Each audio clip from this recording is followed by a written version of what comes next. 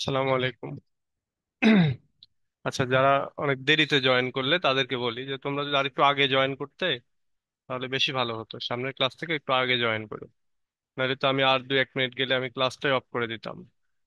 Usually আমি 15তে start করি, 8টা 15-তে, এবং 25 অত 10 মিনিট আমি ওয়েট করি। 10 মিনিটে যদি দেখা যায় আমাদের মিনিমাম 5-6 জন না হয় তাহলে ক্লাসটা কন্টিনিউ করি না। তো আজকে যাই হোক, যেহেতু 7 জন আছো, তো আমি কন্টিনিউ করি। ওকে, তো চলো আমরা ইয়ে করি। আচ্ছা, তার আগে একটা মতামত দাও তো, তোমরা কি পরীক্ষা দিতে চাও? পরীক্ষা দিবা যদি আমি যে প্রশ্নটা বুঝাই দিচ্ছি এই প্রশ্নটা আগামী দিন লিখে দিতে পারবা? জি স্যার, জি পারবো। ভাইয়া। আচ্ছা, তাহলে আজকে থেকে, মানে সামনের দিন থেকে তোমরা পরীক্ষা দিবা। আমি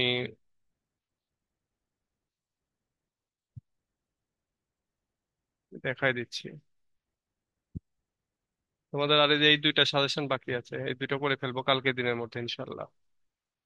করে তারপরে সব ওপেন করে দেবো সাজেশন।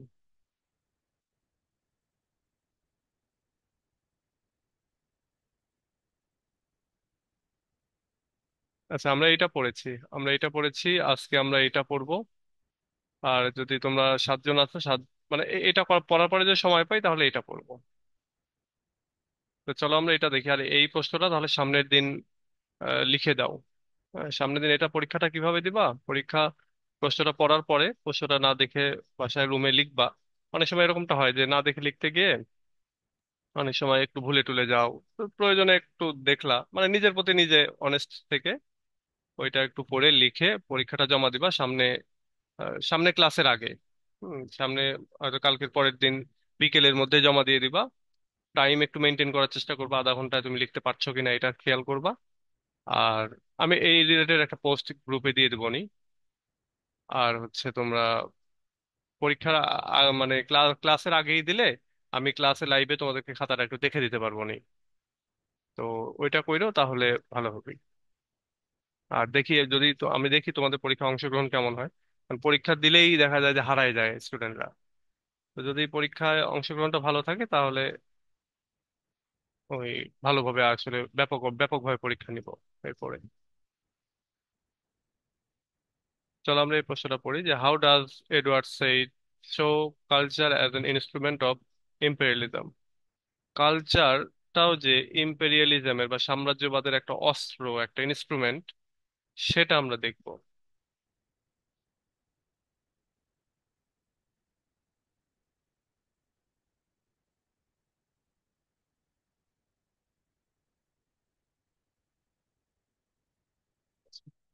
এখানে নোট আছে দুইটা, দুইটা নোট আছে।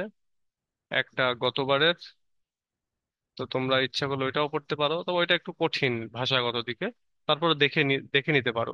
কারো কারোর জন্য তো হতে পারে যে এটা ইজিও লাগতে পারে। তো এই জন্য তোমরা এটাও দেখতে পারো। এটা একটু ওই যে পয়েন্ট আকারে লেখা আছে, গতবার ওই স্টাইলটা ফলো করেছি আর কি, পয়েন্ট করে করে। আর এবার একটু অন্য স্টাইলে আমি দেখাই দিচ্ছি। তো এই 2টা নোটের ভিতরে যেটা তোমাদের ভালো লাগে সেটা পড়বা। তো চলো আমরা শুরু করি।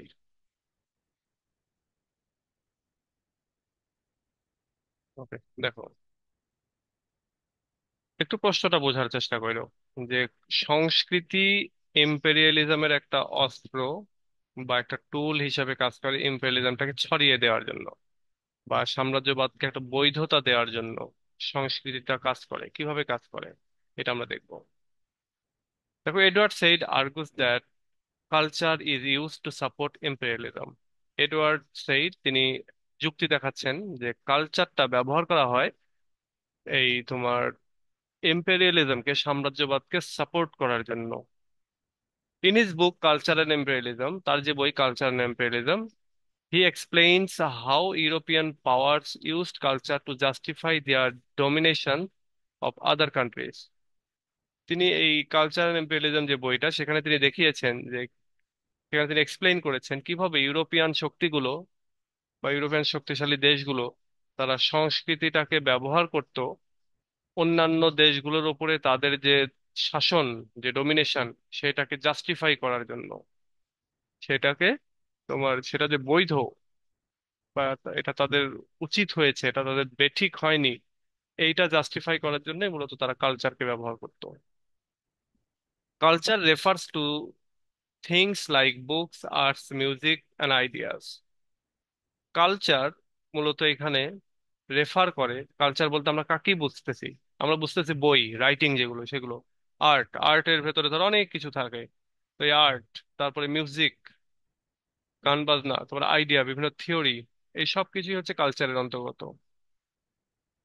These cultural elements were used to create a story about European superiority. বলছে এই কালচারাল এলিমেন্ট গুলি ব্যবহার করা হয়েছে টু ক্রিয়েট স্টোরি, স্টোরি গুলো তৈরি করতে, কি সম্পর্কে? ইউরোপিয়ান সুপিরিয়রিটি, অর্থাৎ ইউরোপিয়ান দেশ, মানুষ, তাদের সংস্কৃতি, সেগুলো যে সুপিরিয়র, সেগুলো যে অধিকতর ভালো, শ্রেয়, সেইটা বোঝাতেই মূলত এই কালচার গুলো ব্যবহার করা হয়েছে। This story made it seem right and natural for Europeans to control other parts of the world. এই স্টোরিগুলো তারা এমন ভাবে তৈরি করেছে, এমন ভাবে লিখেছে, যে ইউরোপিয়ানরা পৃথিবীর অন্যান্য অংশকে যে কন্ট্রোল করতেছে, এটাকে সঠিক এবং একটা ন্যাচারাল বা স্বাভাবিক জিনিস হিসেবে উপস্থাপন করা হয়েছে রাইটিং গুলোর মাধ্যমে, স্টোরি গুলোর মাধ্যমে।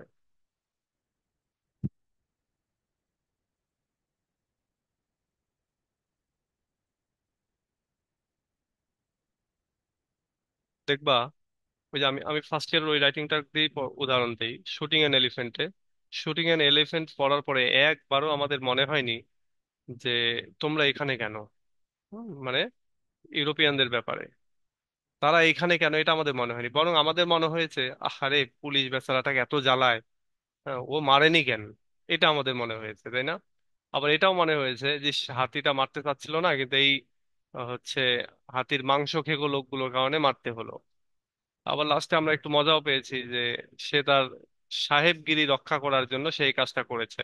সে করতে চায়নি, কিন্তু সাহেবগিরি রক্ষার জন্য সেটা করতে চেয়েছে, তখন সাহেবদের উপরে আমাদের রাগ হয়েছে। কিন্তু একটা বারের জন্য আমাদের মনে হয়নি যে তোমার সাহেবগিরি রক্ষা করার জন্য এখানে তুমি আসছো কি জন্য, বা তুমি এই অঞ্চলটা দখল করে নিয়ে তুমি শাসন কেন করতে গেছো, ওই জন্যই তো সবাই তোমার উপর অত্যাচার করতেছে।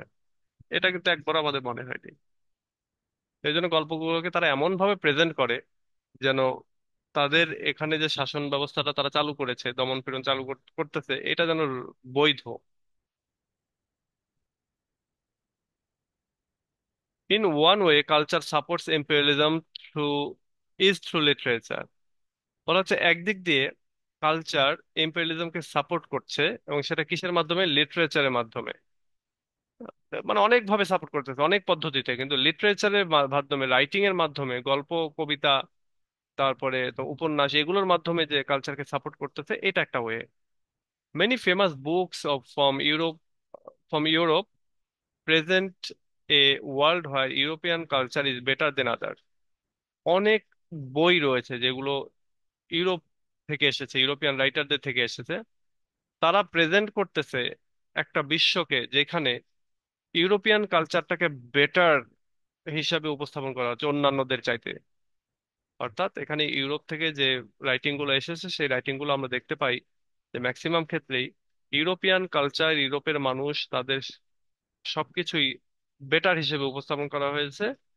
আহ, মানে এখানে আমরা যারা বা অন্যান্য যারা রয়েছে তাদের থেকে।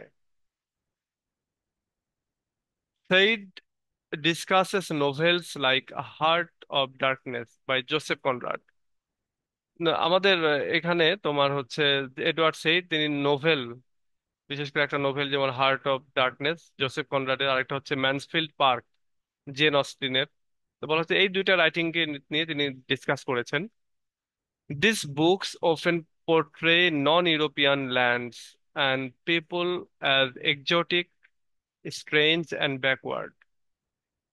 এই বইগুলোতে আমরা দেখেছি যেন চিত্রায়িত করা হয়েছে নন ইউরোপিয়ান দেশ, ভূমি এবং নন ইউরোপিয়ান মানুষদেরকে কিভাবে পোর্ট্রে করা হয়েছে? এক্সোটিক, তারপরে স্ট্রেঞ্জ, ব্যাকওয়ার্ড, মানে এক কথায় খুব বাজে ভাবে এখানে উপস্থাপন করা হয়েছে তারা ছিল এক্সোটিক, বলতে পারো যে তারা নিজেরাই যেন বহিরাগত এবং অদ্ভুত টাইপের তাদের আচার আচরণ, এবং ব্যাকওয়ার্ড, মানে তারা কি বলে পিছিয়ে পড়া লোকজন, অসভ্য।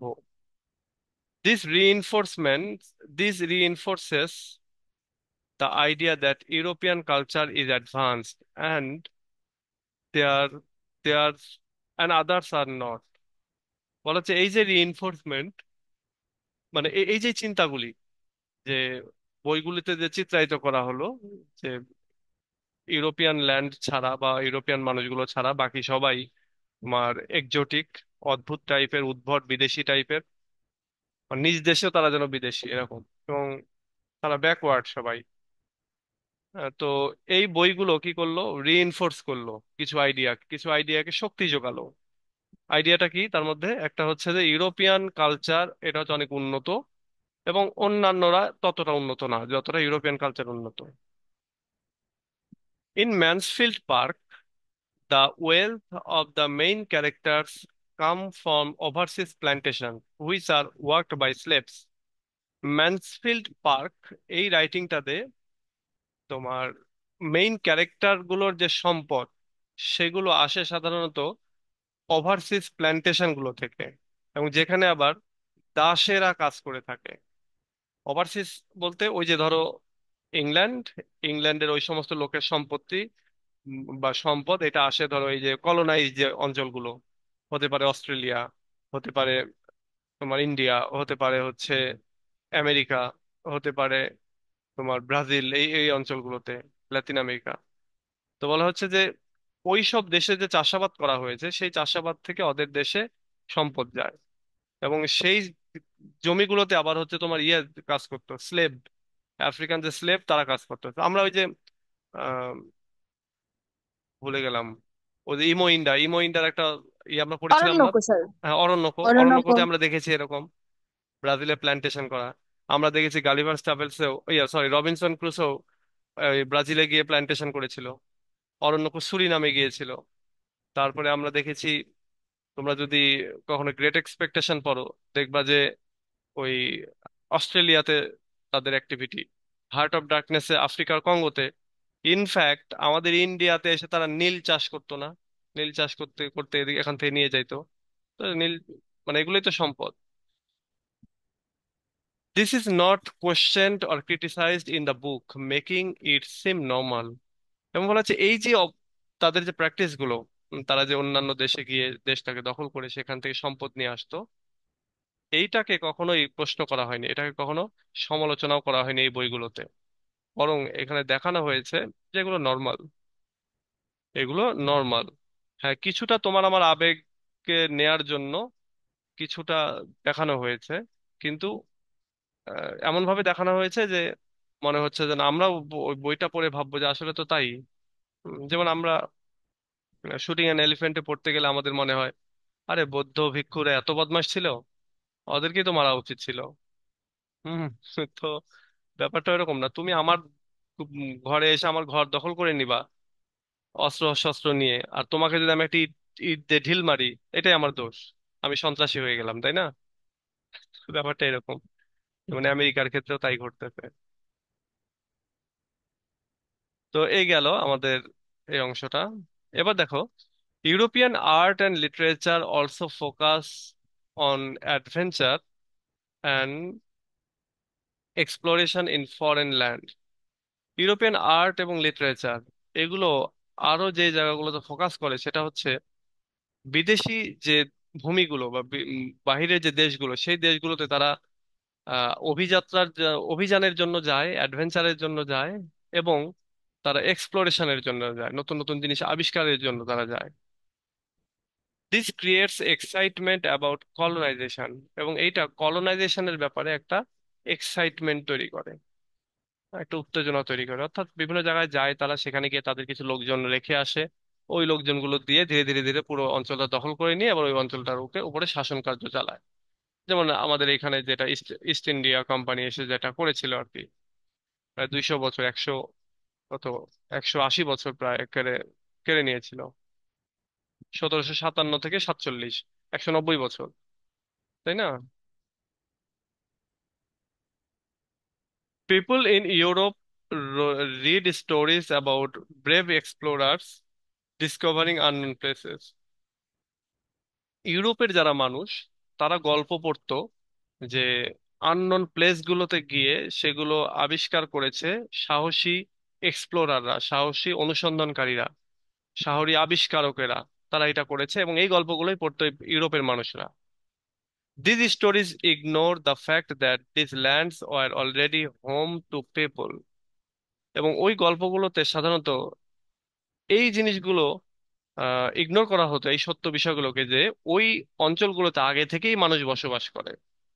মানে এমন ভাবে দেখানো হতো যে আননোন প্লেস, এখানে কেউ থাকে না, সেই জায়গা হচ্ছে তোমার করেছে, আবিষ্কার করেছে, এরকমটা না। বরং তোমার দেখানো হয়েছে যে মানে ওইখানে কেউ বসবাস করে না এরকম একটা অবস্থা, কিন্তু ওইখানে তো আগে থেকে বসবাস করে, সেই জায়গাগুলোতে জোর দখল করে নিয়েছে।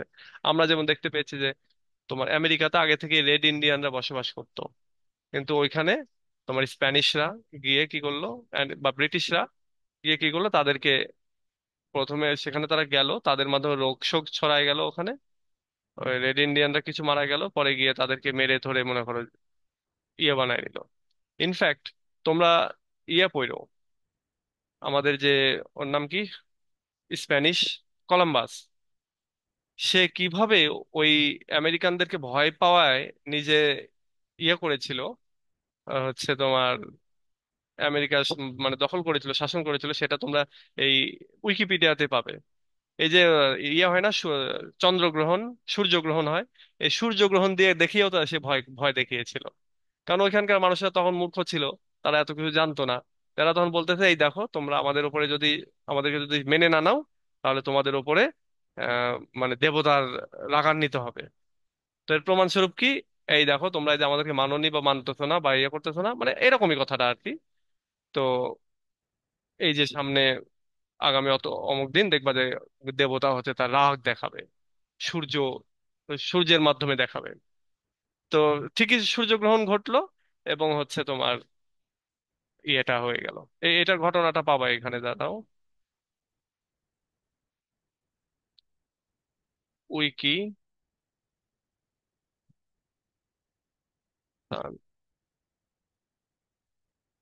এক্লিপস, উইকি এন্ড কলম্বাস, এই যে এই জায়গায় পাবা লুনার।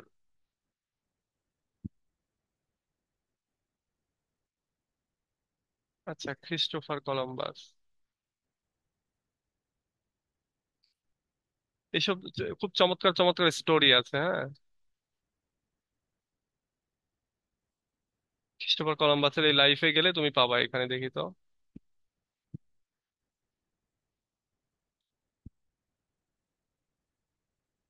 এই দেখো, এটা 1500 এত সালে তোমার লুনার লুনার আছে, এটা মনে হয় চাঁদের আর কি, চাঁদের দেখো একটা ছবি এঁকেও দেখিয়ে দিয়েছে যে সে ভয় দেখিয়েছিল। এই এই এই অংশটা তোমরা একটু পড়ে পড়ে দেখো, মজা পাবা। যে in the meantime Columbus, in a desperate effort to induce the natives, মানে নেটিভদেরকে সে শান্ত করার চেষ্টা করতেছে, এবং এটার জন্য won their favour by predicting the lunar eclipse.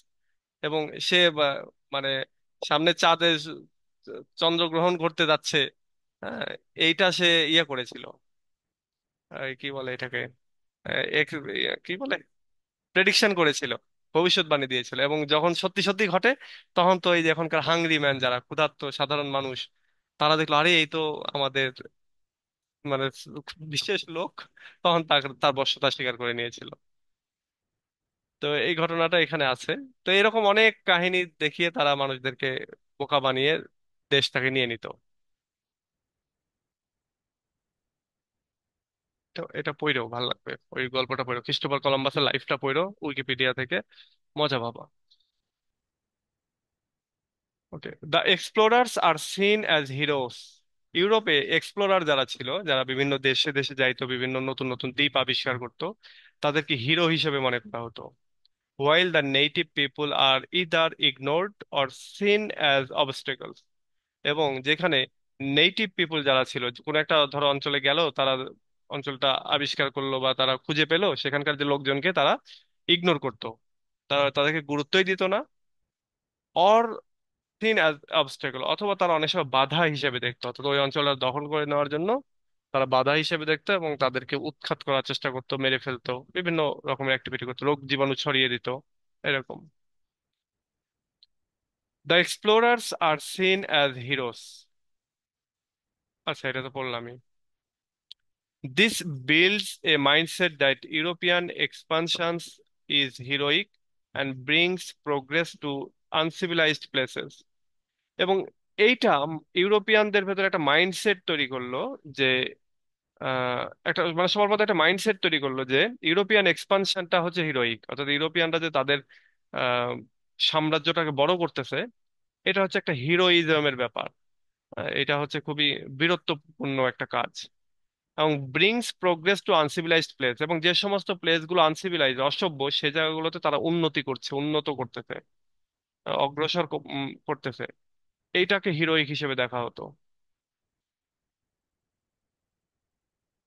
Said mentions Rudyard Kipling's poem the white man's burden. Said এখানে Rudyard Kipling এর একটা কবিতা হোয়াইট ম্যানস বার্ডেন, এটাকে তিনি উল্লেখ করছেন, which presents the idea that Europeans has a duty to civilize the unrest of the civilize the rest of the world.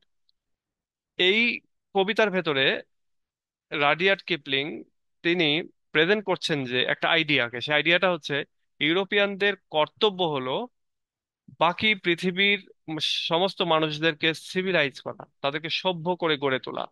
মানে দায়িত্ব তারা নিয়েছে, মাস্টার হয়ে গেছে আর কি। দায়িত্ব নিয়ে নিছে, প্রাইমারি স্কুলের master. This suggests that imperialism is a good thing because it brings culture to places without it.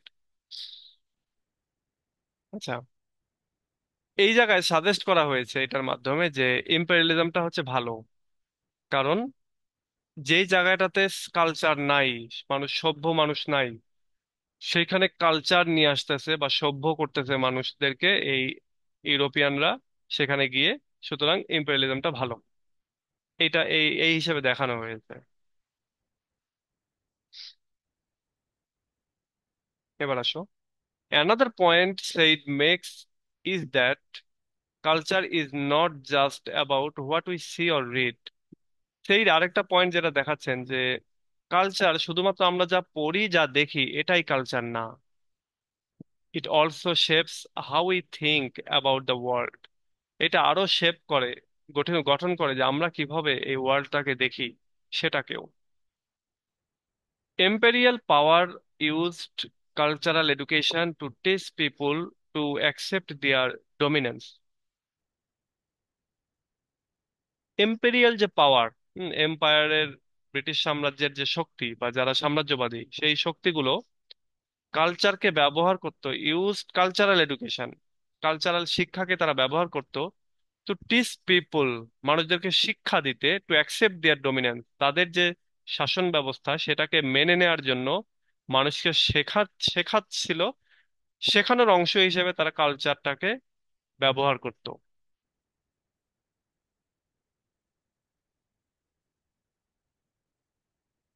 This was done both in Europe and in the colonies. এবং এই জিনিসটা করা হয়েছে উভয় জায়গাতেই, ইউরোপেও করা হয়েছে এবং ইউরোপের যে কলোনিগুলো আছে সে কলোনিগুলোতে করা হয়েছে। Schools and universities in European countries often taught a version of history that praised European achievements and ignored or downplayed the harm done by imperialism. European school and university গুলো যেগুলো রয়েছে ইউরোপের বিভিন্ন দেশে, সেগুলোতে হিস্ট্রির একটা ভার্সন শেখানো হয় যেখানে মূলত ইউরোপিয়ান অ্যাচিভমেন্ট কে প্রশংসা করা হয়েছে এবং সেখানে ইগনোর করা হয়েছে যে ইম্পেরিয়ালিজমের মাধ্যমে তারা যে ক্ষতিটা করেছে আহ সারা বিশ্ব জুড়ে, সেগুলোকে ইগনোর করা হয়েছে বা ডাউন প্লেড করা হয়েছে। At the same time, in the colonies, people were taught that their own cultures were inferior, এবং একই সময়ে কলোনিগুলোতে মানুষদেরকে শেখানো হয়েছে, বলা হয়েছে যে তোমাদের কালচারটা অতটা ভালো না, হ্যাঁ, ইনফিরিয়র। এবং আমাদেরটা বেস্ট, আমাদেরটা গ্রহণ করো। এখনো কিন্তু তাই হয়, তাই না? এখনো তাই হয় বলতে, ধরো আমরা অন্যান্য দেশের জামা কাপড় পাইলে পাগল হয়ে যাই কেনার জন্য। Indian, Pakistani, American. আমেরিকান তো আর হয় না, মানে এই টাইপের। কিন্তু আমাদের দেশের গুলো যে আমেরিকা যায়, এইদিকে আমরা খেয়াল নাই। আমরা ইন্ডিয়ান একটা শাড়ি কাপড় পাইলে খুব খুশি হয়ে যাই, বিয়ের জন্য ইন্ডিয়াতে শপিং করতে যায়, তাই না? বা আমরাও কোনো একটা কিছু কি, এই যে এটা বিদেশি, এটা শুনলে কেমন একটা ভাব চলে আসে ভেতরে। তো এটা কেন হয়েছে? কারণ ওই যে ইনফিরিয়র হিসেবে দেখানো হয়েছে যে তোমরা ইনফিরিয়র, আমরা বেস্ট, তো আমরা যেটা দেবো সেটাই নিবা। They learn to admire European culture and ideas. তারা শিখিয়েছে ইউরোপিয়ান কালচার এবং আইডিয়াগুলোকে প্রশংসা করতে। দে লার্ন, তারা শিখেছে, অর্থাৎ আমরা যারা হচ্ছে কলোনির ভিতরে কলোনাইজড ছিলাম, তারা আমরা শিখেছি ইউরোপিয়ান কালচার এবং হচ্ছে আইডিয়াগুলোকে প্রশংসা করতে। This created a sense of shame about their own tradition and made them believe that European ways were better.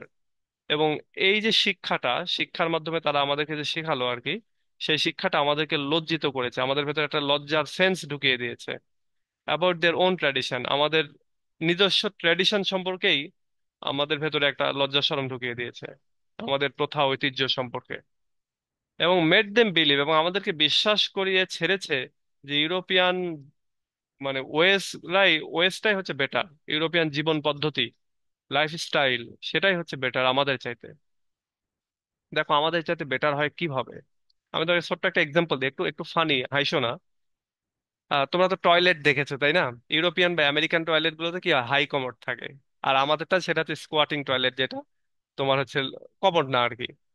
তুমি একটা জিনিস চিন্তা করো, তারা পানি ব্যবহার করে না টয়লেট করে, টিস্যু হলেই তাদের কাছে ওকে। আর আমরা আমরা ওদের সাথে বেশি হাইজিন হাইজিন না হাইজিন মেনটেন করি, আমরা বেশি হাইজিনিক থাকি। তাহলে ওরা আমাদের চাইতে বেটার হয় কেমনে? তুমি যদি খালি বলো যে আরে তোমরা তো পানি ব্যবহার করো না, তাহলেই তো ওরা খাটো হয়ে যাওয়ার কথা, তাই না? তারপরে যে অবস্থা, তুমি ধরো একটা বাসায়, যেমন আমাদের এই অঞ্চলগুলোতে যদি দেখি, আমরা যদি একটা বাড়িতে একটা হাই কমোড থাকে এবং সে বাড়িতে যদি 5 জন 7 জন সদস্য হয়, তাহলে ওই হাই কমোড কি আর হাই কমোড থাকবে? কি অবস্থা হয়ে যাবে! এবং ওইটাতে ইউজ করার পরে তুমি নামাজ পড়তে পারবা পারবা না? তো সব মিলিয়ে তাদেরটা কি বেটার হবে কখনো?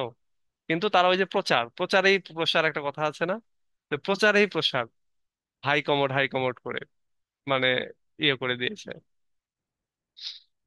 তো এটা একটা এক্সাম্পল দিলাম, আরো তো অনেক কিছু আছেই। গোসল করে না। প্যারিস, প্যারিস এত বিখ্যাত, প্যারিসের আতর খুব বিখ্যাত, কারণ কি? তারা গোসল করে না, আতর মেখে থাকে।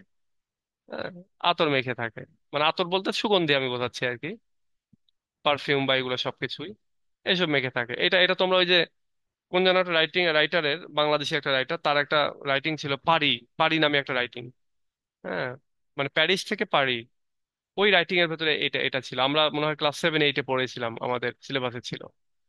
আব্দুল হাই, কিংবা প্রমোদ চৌধুরী না, আব্দুল হাই বা এরকম কোন একটা রাইটার আর কি, এরকমই এক ধরনের নাম।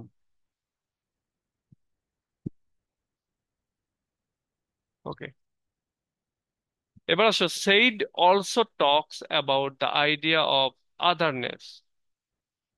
সেইড আরেকটা আইডিয়া নিয়ে কথা বলেছিল, সেটা হচ্ছে আদারনেস।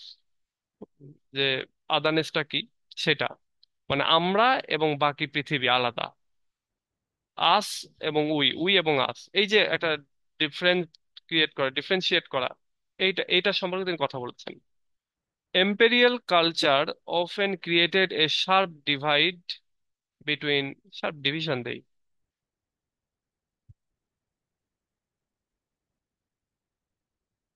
Sharp division between us and them, অর্থাৎ আমাদের মধ্যে এবং তাদের মধ্যে ইম্পেরিয়াল কালচারটা একটা পার্থক্য তৈরি করেছে, একটা যেন বর্ডার লাইন করে দিয়েছে।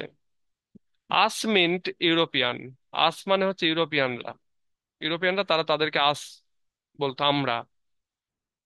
হু were seen as civilised and culture, যারা নিজেদেরকে খুবই সভ্য এবং কালচার্ড মনে করত।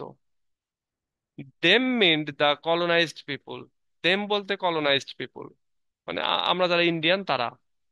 হু are portrait as barbaric and primitive, যাদেরকে আদি, অকৃত্রিম এবং হচ্ছে বর্বর বা বারবারিক হিসেবে দেখানো হয়েছে, চিত্রায়িত করা হয়েছে, যে ওই এলাকার মানুষগুলো বর্বর, অসভ্য, তাদেরকে শিক্ষিত করতে আমরা গেছি, আমাদেরটা বেটার, ওদেরটা ভালো না। হ্যাঁ, ওরা এরকম ওইরকম এইভাবে বলেছে তারা। This division helped justify imperial rule because it made it easier to see colonized people as less human. এই যে ডিভিশনটা, এই যে তারা পার্থক্য করলো, ভাগ করলো, এটাই হেল্প করেছে ইম্পেরিয়াল রুলকে জাস্টিফাই করতে। মানে ইম্পেরিয়াল রুলটা যে ভালো, সঠিক, আহ, এটা জাস্টিফাই করতে হেল্প করেছে। কারণ it made easier to see colonised people, কারণ এই ডিভিশনটাই কলোনাইজড যে পিপল, অর্থাৎ আমরা যারা ইন্ডিয়ান বা এরকম আরো যে দেশগুলো রয়েছে, সেই সমস্ত দেশের মানুষদেরকে লেস হিউম্যান, মানে কম মানুষ, মানে কি বলে এটাকে, আমরা ভদ্রতার পর্যায়ে যেতে পারিনি, আমরা এখনো মানুষ হতে পারিনি এরকমটা, আমাদের ভেতরে বর্বরতা রয়েছে, সুতরাং আমরা লেস হিউম্যান, মনুষ্যত্ব আমাদের ভেতরে কম রয়েছে। তো এরকম ভাবে উপস্থাপন করতে বা বোঝাইতে ইজি করে দিয়েছে এই ডিভিশনটা। So it points to novel that, আচ্ছা, so it points to novels like A Passage to India by E.M. Foster। এই এই নোভেলটা তোমাদের আছে, আমরা পড়বো, আমরা পড়বো। তো বলা হচ্ছে যে এই যে নোভেলটা E.M. ফস্টারের, এইটার কথা তিনি বলেছেন, where the relationship between British colonisers and Indian people is strained and unequal. বলা হচ্ছে যে এই E.M. ফস্টারের এই যে রাইটিংটা প্যাসেজ টু ইন্ডিয়া, এখানে ব্রিটিশ কলোনাইজার যারা রয়েছে তারা এবং ইন্ডিয়ান পিপল যারা কলোনাইজড পিপল, তাদের ঘটনা দেখানো হয়েছে, এবং সেখানে দেখা হয়েছে যে তাদের এই সম্পর্কটা খুবই স্ট্রেইনড এবং হচ্ছে আনইকুয়াল, মানে টানাপোড়েনের ভেতরে রয়েছে, দ্বন্দ্ব সংঘাতের ভেতরে রয়েছে, এবং আনইকুয়াল, অসম, সম্পর্কটা ইকুয়াল না। The British characters often look down the Indian characters and treat them as inferior. British যে চরিত্রগুলি এখানকার, এই গল্পের ভেতর ব্রিটিশ চরিত্রগুলা, তারা লুক ডাউন করে ইন্ডিয়াকে, ইন্ডিয়ান ক্যারেক্টারদেরকে, ইন্ডিয়ান মানুষদেরকে, and treat them as inferior, এবং তাদেরকে ইনফিরিয়রও মনে করা হতো, মানে তাদের চেয়ে কম গুরুত্বপূর্ণ। ইনফ্যাক্ট ওই রাইটিং এর ভেতরে মনে হয় পড়েছিলাম যে ওদের একটা রেস্টুরেন্ট বা আড্ডাখানা বা কফি শপ বলতে পারো, সেখানে লিখাই আছে dogs and Indians are not allowed, মানে কুকুর এবং ইন্ডিয়ান এদের এরা অ্যালাউ না, মানে তারা প্রবেশ করতে পারবে না ওই ইয়েতে, তোমার কি বলে কফি শপে বা ওই বারে। তাহলে ডগ অ্যান্ড ইন্ডিয়ান মানে ডগকে এবং ইন্ডিয়ানকে ইয়ে করা হচ্ছে।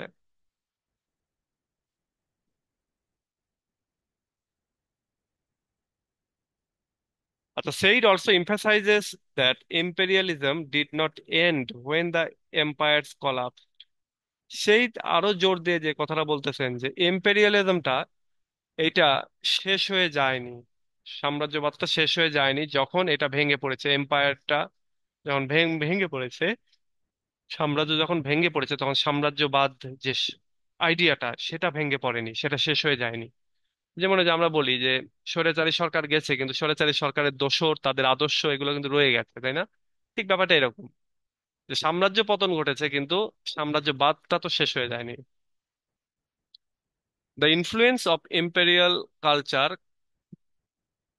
Continuous even after colonies gained independence.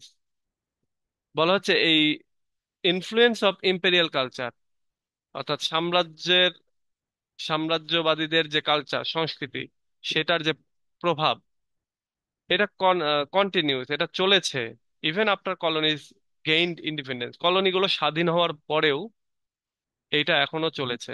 যেমন একটা উদাহরণ দেই তোমাদেরকে, ব্রিটিশরা এই অঞ্চলে পুলিশ তৈরি করেছিল যাতে করে অন্যায় অত্যাচার করে মানুষের থেকে ওই যে খাজনা টাজনা এগুলো আদায় করে নেওয়া যায়। হ্যাঁ, এবং বাংলাদেশ পুলিশের পুলিশের যে ওদের ওদের নিয়ম কানুন আইন, ওদের মানে অভ্যন্তরীণ, এগুলো কিন্তু এখনো ওই ব্রিটিশ স্ট্রাকচারেই আছে, যার জন্য ব্রিটিশরা কিছু হলে মারধর শুরু করে দেয় বাংলা, মানে পুলিশরা মারধর শুরু করে দেয় মানুষকে, সাধারণ মানুষকে, কারণ ওই কালচার, ওই শিক্ষা, ওই আইন কানুন এখনো রয়েছে, ওদের ট্রেনিং এর ভেতরে এগুলো রয়েছে। যেখানে অন্য আমেরিকান পুলিশ বলো বা ব্রিটিশ পুলিশরা নিজেরাও, এরা এতটা মারমুখী না, কিন্তু আমাদের এই অঞ্চলটাতে তারা পুলিশদেরকে ওই যে মারমুখী করে থুয়ে গেছে, এখনো মারমুখী আছে পুলিশ। তাহলে কি হলো, ওই শিক্ষাটা এখনো আছে না?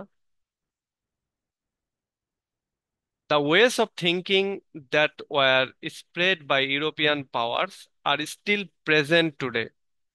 বলা হচ্ছে যেভাবে তারা চিন্তা করত British, the ways of thinking, তাদের চিন্তা করার পদ্ধতিগুলো, that were spread by European, European power গুলো যেটা ছড়িয়ে দিয়েছিল সেই সময়, আর স্টিল প্রেজেন্ট টুডে, এখনো সেটা উপস্থিত রয়েছে। ওই যে যেটা আমি উদাহরণ দিলাম পুলিশের কথা, পুলিশ আইন, বাংলাদেশ পুলিশ আইন যেটা আর কি। Many former colonies still struggle with the legacy of being told that their cultures are less valuable. অনেক সাবেক কলোনিগুলো এখনো স্ট্রাগল করে তাদের লিগাসির বিষয় নিয়ে, তাদের যে একটা, তাদের সাথে সংযোগ ছিল আর কি, সেটা নিয়ে। কারণ বলা হয় যে তাদের কালচারটা এখনো, মানে এই কলোনাইজ যারা, আমরা যারা কলোনাইজ ছিলাম, আমাদের কালচারটা এখনো তাদের সাথে ইনফিরিয়র, লেস ভ্যালুয়েবল, মানে অতটা মূল্য না, অতটা মূল্য নাই। এটার আরেকটা উদাহরণ দেই। যেমন দেখো, আহ আমরা এখনো বিদেশ যাইতে লাগলে আমাদের কি লাগে, আইএলটিএস করা লাগে, তাই না? আইএলটিএস করা লাগে। কারণ কি, আহ হচ্ছে ওদের মতো কথা বলতে হবে, তাই না? এবং ওদের মতো কথা বলতে গিয়ে আমাদেরকে শেখানো হয় ব্রিটিশ প্রোনাউন্সিয়েশন বা আমেরিকান প্রোনাউন্সিয়েশন। তুমি একটু ইন্ডিয়াতে যাও, পাশের দেশে যাও, পাশের দেশের এই বাংলাদেশ ঘেরা বা বাঙালি বা মুসলিম, এদেরকে আইএলটিএস টাইলস এগুলোর ব্যাপারে এত কঠোরতা রয়েছে। বাট একটু ওই দিল্লিতে যাও, মুম্বাইতে এদিকে যাও, আলাদা ইন্ডিয়ান অ্যাকসেন্ট বলে অ্যাকসেন্ট আছে। তুমি যদি ইন্ডিয়ান মানে অ্যাকসেন্টের লিস্ট দেখো, তাহলে ব্রিটিশ অ্যাকসেন্ট, মানে ইংলিশের ক্ষেত্রে British accent, American accent, Indian accent, but Bangladeshi বা বাংলা অ্যাকসেন্ট বলে কোনো অ্যাকসেন্টে নাই, স্বীকৃত কোনো অ্যাকসেন্টে নাই। কিন্তু ইন্ডিয়ানরা এখন পাওয়ারফুল দেশে পরিণত হচ্ছে, যার জন্য ওরা এখন ওদের জন্য নিজস্ব আলাদা একটা অ্যাকসেন্টই রয়ে গেছে। ইভেন আমেরিকার অনেক বড় বড় কোম্পানিতে ইন্ডিয়ানদের অনেক বড় অনেক লোক আর কি সিইও হিসেবে বসে আছে, ম্যানেজার হিসেবে বসে আছে। এবং তাদের কথাবার্তাও কিন্তু এই আমাদের মতোই। হ্যাঁ, ওদের যে একেবারে আমেরিকানদের মতো বা ব্রিটিশদের মতো তা না। তো কিভাবে চলতেছে, তারা কিভাবে চলতেছে?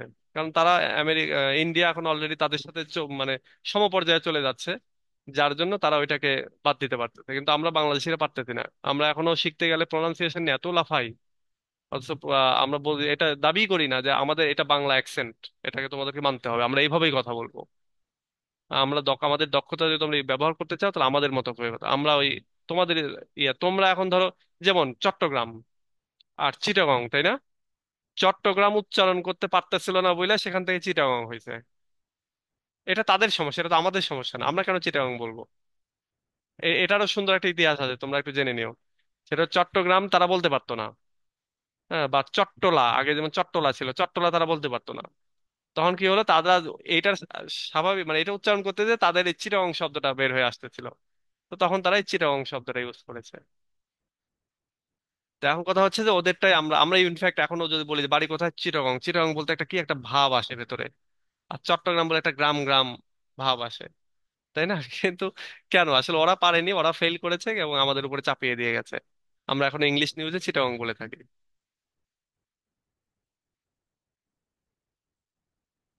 ওকে, Said stresses that understanding this is key to understanding modern global relations. Said আরো জোর দিয়ে বলছেন যে এইটা বুঝতে পারাটা, অর্থাৎ তারা যে আমাদেরকে লেস ভ্যালুয়েবল মনে করে, এটা বুঝতে পারাটাও হচ্ছে কি to understanding modern global relation. আধুনিক বিশ্ববাসীদের সাথে, বিশ্বের সাথে সম্পর্ক মেনটেন করতে গেলে এই বিষয়টাও, যে তারা আমাদেরকে ইনফিরিয়র ভাবে, আমাদেরকে লেস হিউম্যান ভাবে, লেস ভ্যালুয়েবল মনে করে, এইটা বুঝতে পারাটাও জরুরি, বা এটা বুঝতে পারাটাও গুরুত্বপূর্ণ। The cultural ideas planted during imperialism have lasting effect. বলা হচ্ছে যে কালচারাল আইডিয়াটা তারা রোপণ করেছে ইম্পেরিয়ালিজমের সময়, সেটার ইফেক্ট এখনো রয়ে গেছে। এখনো রয়ে গেছে না আমাদের ভেতরে? ওকে, এবার আসে in conclusion, Edward Said argues that culture is deeply connected to imperialism. Edward Said তিনি লজিক দেখাচ্ছেন, যুক্তি দেখাচ্ছেন যে কালচারটা খুব গভীরভাবে কানেক্টেড রয়েছে ইম্পেরিয়ালিজমের সাথে। Through books, arts and education, European power spread ideas that supported their domination of other countries. বলা হচ্ছে যে বই, আর্ট, মানে শিল্প, শিক্ষা, এগুলোর মাধ্যমে ইউরোপিয়ান শক্তিগুলো তারা একটা আইডিয়াকে ছড়িয়ে দিয়েছে। সে আইডিয়াটা হচ্ছে অন্যান্য দেশগুলোতে তাদের যে শাসন সেটাকে সাপোর্ট করেছে। This ideas made imperialism SIM natural and right. এই আইডিয়াগুলো ইম্পেরিয়ালিজমকে খুবই ন্যাচারাল এবং সঠিক হিসেবে উপস্থাপন করেছে, দেখিয়েছে। Even today, the influence of imperial culture can be felt in how people view themselves and others. এমনকি এখনো আহ, তাদের যে ইনফ্লুয়েন্স, তাদের যে প্রভাব, তাদের ইম্পেরিয়াল কালচারের, এইটা আমাদেরকে একটা জিনিস এখনো অনুভব করায়, যে তাদের হাউ পিপল ভিউ দেমসেলফ, মানে আমরা নিজেরা কিভাবে আমাদেরকে মনে করি এবং তাদেরকে কি মনে করি। Culture was not just a reflection of imperial power, it was one of its tools. এবং এই জন্যই বলা হয়েছে কালচার শুধুমাত্র যে ইম্পেরিয়াল পাওয়ারের রিফ্লেকশন তাই না, বরং তাদের এটা একটা অস্ত্র ছিল, একটা টুল ছিল। দেখো এখানে আরেকটা জিনিস আমি আমি বলি, সাদা চামড়ার বিদেশি মানুষ দেখলে আমাদের মনে হয় না যে এই লোকটা কোটি কোটি টাকার মালিক, হাজার হাজার ডলারের মালিক, তাই না? কিন্তু আমেরিকাতে গরিব আছে না? ব্রিটেনে গরিব আছে না? তারপরে আনএমপ্লয়েড লোকজন আছে না? আছে তো। তো এই যে আমাদের দেখলে সাদা চামড়া দেখলেই মনে হয় যে এই মনে হয় লোকটা অনেক বড় লোক। কিন্তু এইটাও একটা পারসেপশন আমাদের ভিতরে ঢুকিয়ে দেয়া, যে সাদা চামড়া মানেই বড় লোক, সাদা চামড়া মানেই জ্ঞানী গুণী। অথচ দেখবা এদের ম্যাক্সিমাম সাদা চামড়ার লোকদের গায়ে এক ধরনের ইয়ে থাকে। এটা আমি আমি দেখেছি, হ্যাঁ, আমি ঢাকায় দেখেছি, রাজশাহীতে যখন থাকছি তখনও দেখেছি। সাদা চামড়ার লোকদের ওদের ম্যাক্সিমামের স্কিন প্রবলেম থাকে, স্কিনে বিভিন্ন রকমের রোগ শোক লেগে থাকে। হ্যাঁ, একটু যদি বয়স্ক হয় তাদেরকে দেখতে খুব খারাপ লাগে। তো এটা হয়তো আমরা আমাদের দৃষ্টিকোণ থেকে দেখতেছি তাই, কিন্তু এটা সত্য যে তার শরীরে যে বিভিন্ন রকমের এক্সিমা, এই সেই টাইপের যে অসুখ বিসুখ দেখা দেয়। তো এটা তো এটা তো সত্যি, এদের ম্যাক্সিমামের এইসব প্রবলেম থাকে। তারা এক আবহাওয়া থেকে ক্যান্সারের আরে, জন্য হ্যাঁ, মেলানিন থাকে না যে বডিতে, এই জন্য চামড়ার এই অবস্থা। হ্যাঁ, হ্যাঁ, এরকমটা হয়। আরেকটা জিনিস হচ্ছে যে তারা অতটা অ্যাডাপ্টেবল না। হ্যাঁ, যেমন ধরো ইংল্যান্ডের কেউ বাংলাদেশে আসলে, ধরো খেলোয়াড়রা যখন আসে তাদের কয়েকদিন লাগে হচ্ছে অ্যাডাপ্ট করতে। আর আমরা বাংলাদেশিরা কি এখানে যেমন এই এখন প্রচন্ড গরমে আছি, এই আর 2 মাস পর এমন শীতে থাকবো, তাই না? আমরা সব রকম ইয়েতে অ্যাডাপ্টেবল হতে পারি। এখনই আমাদেরকে হচ্ছে কি বলে, সুইডেন, নরওয়ে এগুলোতে নিয়ে যাক, আমরা আবার হয়তো একদিনের মধ্যে নিজেকে ওইখানকার শীতের মধ্যে ইয়ে করে ফেলবো, খাপ খাইয়ে ফেলবো।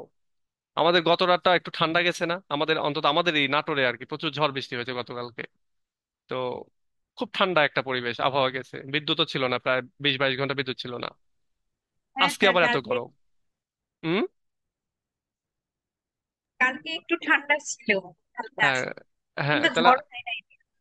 হ্যাঁ, আমাদের এদিকে প্রচন্ড ঝড় হয়েছে এবং ওই কারেন্টের খুঁটি টুটি এগুলো সব ভেঙে পড়ে গেছে, গাছপালা পড়েছে কারেন্টের তারের উপরে, এগুলো হয়েছে গত। আমাদের বরিশালে হয়েছে স্যার পরশু রাত্রে থেকে হ্যাঁ, পরশু প্রচন্ড। রাতে পটুয়াখালীর ওইদিকে ব্যাপক তছনছ হয়ে গেছে।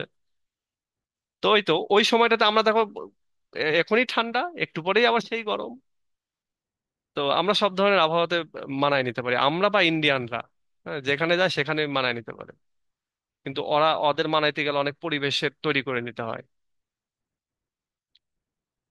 ওকে। তো এই হচ্ছে এই প্রশ্নটা, নিচেরটাও পড়ো। তোমরা যারা একটু ডিপ লার্নার বা একটু বেশি পড়তে পছন্দ করো, নিচেরটাও পড়ো, নিচেরটা থেকেও আইডিয়া পাবা। আর উপরেরটা সহজ ভাষায়, নিচেরটা একটু কঠিন ভাষায়। গতবার এটা যাদেরকে আমি নোটটা দিয়েছিলাম তারা বলতেছিল কঠিন, কঠিন লাগে অনেকের ক্ষেত্রে। তো আমি এই আর জন্য, হুম, সহজ ভাষায় মানে বলে দেন তো বাংলাটা, মানে সার সংক্ষেপ। আমি বুঝতে পারিনি, আরেকবার বলো তো। বললাম যে সার সংক্ষেপটা একটু বাংলায় বলে দেন তো আচ্ছা, ভাই। সার মানে সংক্ষেপ এখানে হচ্ছে একটাই, একটাই হচ্ছে সেটা হলো যে কালচারকে ইউরোপিয়ান এম্পেরিয়ালিস্ট যারা ছিল তারা একটা অস্ত্র হিসেবে ব্যবহার করেছে, এবং সেই অস্ত্র দিয়ে তারা আমরা যারা কলোনাইজড আমাদেরকে বুঝিয়েছে যে ইউরোপিয়ানরা হচ্ছে বেটার, তাদের সংস্কৃতি বেটার, আমাদের সংস্কৃতি খারাপ, আমরা অসভ্য, আমরা তাদের থেকে সভ্যতা শিখতে হবে। এমনকি তাদের দেশের লোকজনকেও হচ্ছে তারা এটা বুঝিয়েছে যে আসলে আমরা বাইরের যে লোকজন যে এলাকাগুলোতে যাচ্ছি সেগুলো আমরা আননোন, সেই আমরা এলাকা। কোন হুম। দেশ? আমরা বলতে ইউরোপিয়ানরা। কারণ ইউরোপের শুধুমাত্র যে ব্রিটেনই ইয়ে ছিল তাই না, ব্রিটেন, স্পেন, পর্তুগাল এরা সবাই ছিল হচ্ছে কলোনিয়াল, বা জার্মানি, এরা সবাই ছিল কলোনিস্ট। And American. আমেরিকান তো হ্যারো দিনে হইলো। আমেরিকা তো নিজেও ব্রিটিশদের আন্ডারে ছিল। 1700 কত সালে যেন ওরা স্বাধীনতা পাইছে না ব্রিটেনের কাছ থেকে। আমেরিকায় ব্রিটেন ছিল, স্পেন ছিল, জার্মানি ছিল। হ্যাঁ, এরা সবাই গিয়ে হচ্ছে আমেরিকা দখল করেছিল না। আমেরিকার ইতিহাস পড়বা, আমেরিকার ইতিহাস, তাহলে জানতে পারবা। তো আমেরিকাও স্বাধীন হয়েছে কত সালে? 1492 সালে আবিষ্কার, 1700 কত সালে যেন স্বাধীন হয়েছে, 1700।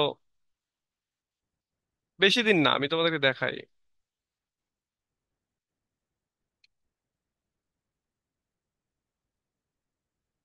Independent,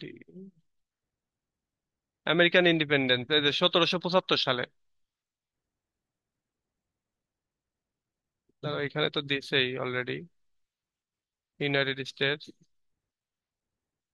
American revolutionary war. আচ্ছা,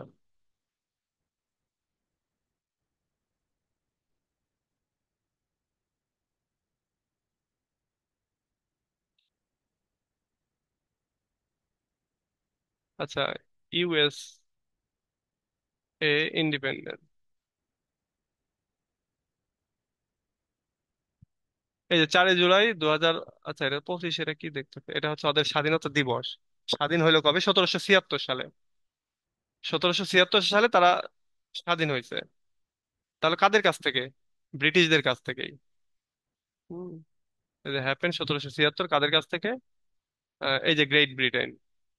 তাহলে দেখেছো যে ওরাও কলোনি ছিল গ্রেট ব্রিটেনের, তার মানে গ্রেট ব্রিটেন হচ্ছে সবচেয়ে বদমাশ। তোমরা চিন্তা করো, তোমরা যে ওনাদের হিস্ট্রিতে পড়েছো না, অ্যাংলো স্যাক্সন যুগ। তো তখন থেকেই হচ্ছে ওরা আগায় আছে। তারপর ওল্ড ইংলিশের যুগ পড়েছে, এরপরে যে তোমরা দেখলা হচ্ছে 1400 কত সালে যে 100 ইয়ার্স ওয়ার হলো না, সেখানে ওই যে ব্রিটেনরা হেরে গেল। তার আগে ছিল ফ্রান্স শক্তিশালী, সেখান থেকে তারা ব্রিটেন জিতে গেল, জিতে গিয়ে ওই যে ইংলিশ চ্যানেলটা পেয়ে গেল। তারপরে সেই সময় থেকে তারা হচ্ছে আহ, কি বলে, সারা বিশ্বে ইস্ট ইন্ডিয়া কোম্পানি গঠন করলো, সারা বিশ্বে ইস্ট ইন্ডিয়া কোম্পানি ছড়িয়ে গেল। এরপরে তাদের ব্যবসা বাণিজ্য অনেক প্রসার লাভ করলো। এটা হচ্ছে 100 বছর ব্যাপী যুদ্ধ, সেই যুদ্ধের ফলাফল ছিল এটা। তো তারপর থেকে ইংলিশটা সারা বিশ্বে ছড়িয়ে পড়লো। এই যে এখন আমেরিকান, তাই না? আমেরিকান, এই দেখো, লাস্ট 100 বছরে আমেরিকা তাদের পাওয়ার বেশি, ব্রিটেনের চাইতে পাওয়ার বেশি। আচ্ছা, তো এই হচ্ছে ডিটেইল। তো তোমরা ভিডিওটা আরেকবার দেখবা, দেখলে দেখবে যে ক্লিয়ার হয়ে গেছে। তারা এই সংস্কৃতিটাকে একটা অস্ত্র হিসেবে ব্যবহার করতো।